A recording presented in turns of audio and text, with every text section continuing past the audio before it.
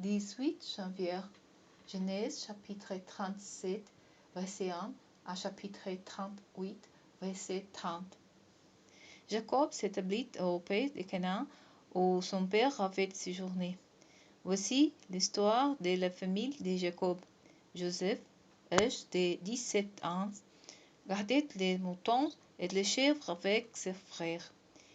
Il avait passé son enfance avec les filles de Bila et de Zilpa, femmes de son père. Il rapportait à leur père les mauvais propos. Israël aimait Joseph beaucoup plus que tous ses autres filles, car il avait dans sa vieillesse. Il lui fit une tunique splendide. Ses frères virent que leur père les préférait à Oxtus. Alors ils les prirent en haine et ils ne pouvaient plus lui parler aimablement. Joseph fit un rêve et le raconta à ses frères, qui ne l'un détestèrent que davantage. Il leur dit: Enef, écoutez, je vous prie, c'est songe que nous étions en train de lire des gerbes dans les champs. Soudain, ma gerbe s'est dressée et s'est tenue debout. Les vôtres se sont placés autour d'elle et se sont prosternés devant elle. Ses frères lui dirent: Prétendrais-tu devenir notre roi et nous gouverner? Et ils les détesteront de plus belle à cause de ses songes et de ses propos. Il eut encore un autre rêve qu'il raconta également à ses frères. Voici, leur dit-il, j'ai encore fait un rêve.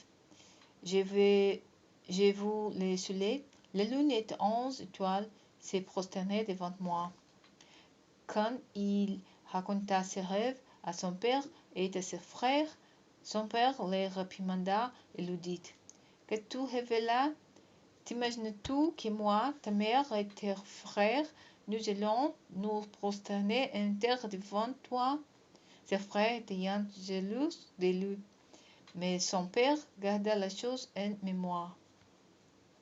Les frères de Joseph allèrent faire paître les troupeaux de leur père dans la région de Sichem. Israël dit à Joseph: Tes frères font paître les troupeaux à Sichem. Va, je vais t'envoyer vers eux. Joseph répondit: Je vais. Son père lui dit: Va voir comment se portent tes frères et comment vont les troupeaux. Tu m'en rapporteras des nouvelles. Il envoya depuis la vallée d'Hébron, et Joseph se rendit à Sichem. Un homme le rencontra alors qu'il errait dans la campagne. Il lui demanda: Que cherches-tu? Je cherche mes frères, lui dit-il. Peux-tu me dire où ils font paître leurs troupeaux? Ils sont partis d'ici, lui répondit l'homme, et je l'ai entendu dire: Allons vers Dothan. Joseph partit donc à la recherche de ses frères et les trouva de temps. Ceux-ci l'apercevant de loin. Avant qu'ils ne soient près d'eux, ils compléteront de les faire mourir. Voilà le maître rêveur qui arrive, se diront-ils l'un aux autres. C'est le moment. Allez, tuons-les et jetons-les dans une citerne. Nous dirons qu'une bête féroce l'a dévoré. On verra bien alors ce qu'il vient de ses rêves. Lorsqu'il entendit cela, Ruben chercha à sauver Joseph. Il dit: Ne portons pas atteinte à sa vie. Il ajouta: Ne répandez pas le sang. Jetez-les dans cette citerne qui se trouve dans le désert, mais ne portez pas la main sur lui. Il avait l'intention de les sauver pour les renvoyer à son père. Dès que Joseph eut rejoint ses frères, ils les déposèrent de cette tunique splendide qu'il portait. Ils se saisirent de lui et le jetèrent au fond de la citerne. Elle était vide. Il n'y avait pas d'eau dedans. Puis ils la tirèrent pour manger. En regardant de loin, ils aperçurent une caverne d'Ismaélites venant de la région de Galaad dont les chameaux étaient chargés de gomme, de baume et de myrrhe qu'ils transportèrent en Égypte. Alors Judas dit à ses frères: Quel intérêt avons-nous à tuer notre frère et à cacher sa mort? Vendons-le plutôt aux Ismaélites. Ne portons pas la main sur lui, car c'est notre frère. Il est de même sang que nous. Ses frères furent d'accord, et lorsque les marchands madianites passèrent, ils laissèrent Joseph hors de la citerne et le vendirent aux Ismaélites pour 20 pièces d'argent. Ceux-ci le menèrent en Égypte. Quand Ruben retourne à la citerne, il ne trouva plus Joseph. Alors il déchira ses vêtements, un signe de désespoir.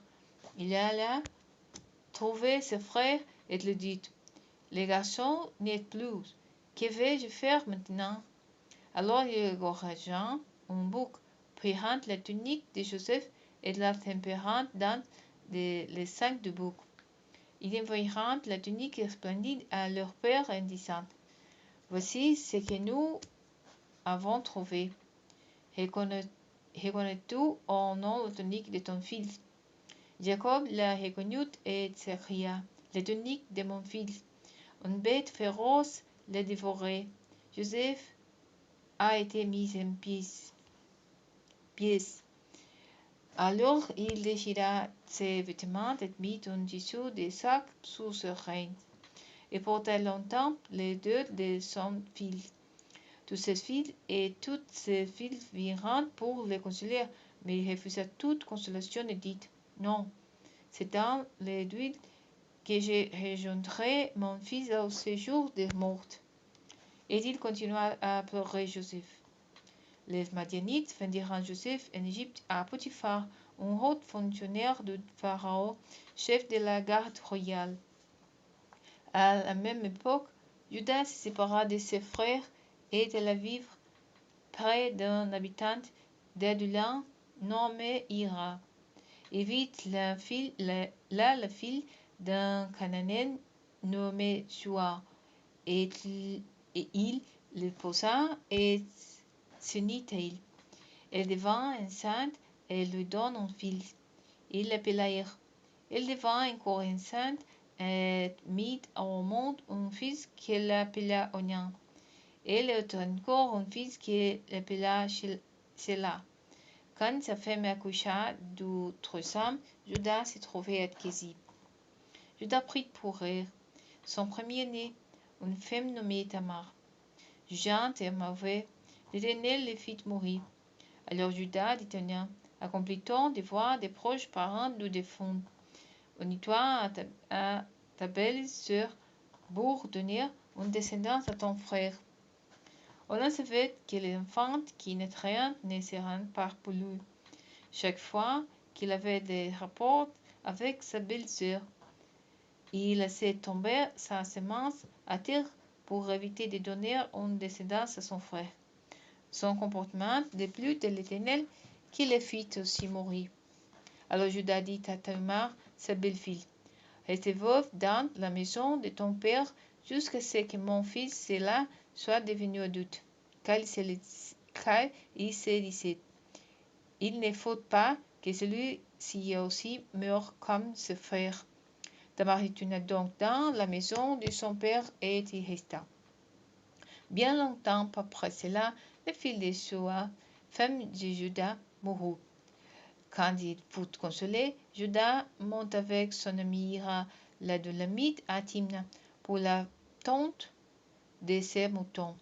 Quelqu'un informa Tamar, lui disant: Voici, ton beau-père monte à Timna pour la tonte de ses moutons. Alors elle ôta ses habits de veuve, se couvrit le visage d'une voilette, Ainsi, déguisé, s'assit au carrefour de Naïm, sur les routes de Timna, car elle voyait bien que cela était défendu et tout saint qu'on le lui ait donné pour mari. Judas aperçut cette femme et la prit pour une prostituée, car elle avait le visage volé. Il approcha d'elle au bord du chemin et lui dit: Permette-moi d'aller avec toi, car il n'avait pas reconnu sa belle-fille. Elle répondit: Que me donneras-tu pour venir avec moi? Je te ferai apporter un chevreau de troupeau, lui dit-il. D'accord, répondit-il, à condition que tu me donnes un gage jusqu'à ce que tu l'envoies. Quel gage veux-tu que je te donne? Ton cachette, les cordons qui les tiennent et les bâtons que tu as en main. Il le remit et s'unit à elle, et elle devint enseignante. Elle se leva et partit. Elle ôta son voile et remit ses habits de veuve. Judas chargea son ami le Malite de porter le chevreau à cette femme et de retirer les gages qu'il lui avait donnés. Mais celui-ci était introuvable. Il interrogeait les hommes de l'endroit où est cette prostituée sacrée qui se tenait sur le chemin à Naïm. Ils lui répondirent: Il n'y a jamais eu de prostituée sacrée à cet endroit. Il revint dire à Judas: Je ne l'ai pas trouvée, et les gens de là-bas ont même affirmé qu'il n'y a jamais eu de prostituée sacrée à cet endroit. Alors Judas s'écria: Qu'il garde ce qu'il a, ne nous rendons pas ridicule. Quoi qu'il arrive, moi, je nettoyais ces chevreaux, et toi, tu n'as pas trouvé cette femme. Environ 3 mois après cela, on va dire à Judas: Tamar, ta belle-fille, cette prostituée, et même, la voilà enceinte suite à celle qu'on la fait sortir, dit-il, et qu'il serait brûlé vive. Comme on l'a jeté dehors, elle envoya un message à son beau-père: C'est de l'homme à qui appartiennent ces objets, je suis enseignante. Reconnaître, je t'ai pris, à qui sont les cachés, ses cordons et ses bâtons. Judas les reconnut et s'écria: Il est plus juste que moi. Il a fait cela parce que je ne l'ai pas donné pour femme à mon fils là. Il ne s'unit plus jamais à elle. Quand vint le moment de l'inceste, il se verra qu'il portait des jumelles. Pendant l'accouchement, l'un d'eux présenta une main. La sage-femme la saisit et y noua un fil rouge en disant: C'est celui-ci qui saute le premier. Mais il retira sa main, et c'est son frère qui vint au monde. La sage-femme s'écria: Quel prêche n'était-tu pas ouverte? Et on le nomma Pérez, prêche.